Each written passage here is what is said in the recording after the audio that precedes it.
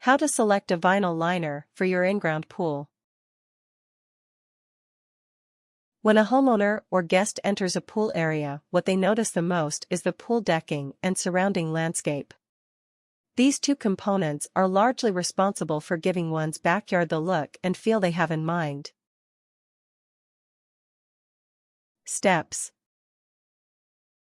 1. Choose a basic pattern. When choosing the tile line, make sure you choose a basic pattern with natural colors.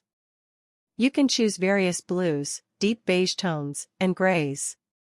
Reds, whites, and terracotta colors stick out.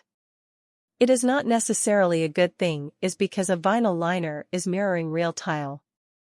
The more obvious it is, the more fake it looks. 2. Eliminate the tile line. Another good trick is to eliminate the tile line and have the texture pattern of the liner come all the way to the top. This is a seamless and natural look. 3. Consider the color of the liner texture. The pattern you select will be responsible for the shimmer and color of the water. Deeper blues or colors similar to a lagoon represent the best.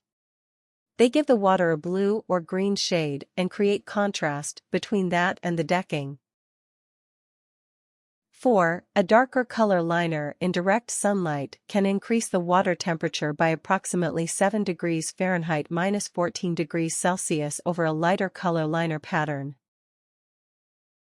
From most liner choices, you should choose the darkest pattern possible and enjoy the free thermal heating.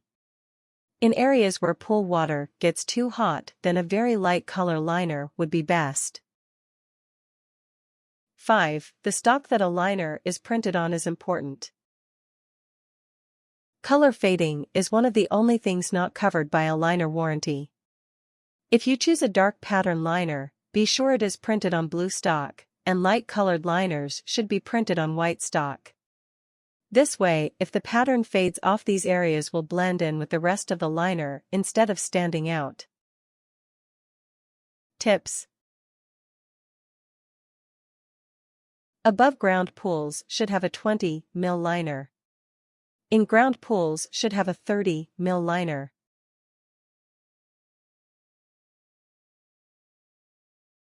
Warnings. Be careful about liners referred to as 20 gauges and 30 gauges. This is not the same as a mil. A mil is a standardized unit of measurement where gauge is a relative term and can be much thinner than you realize.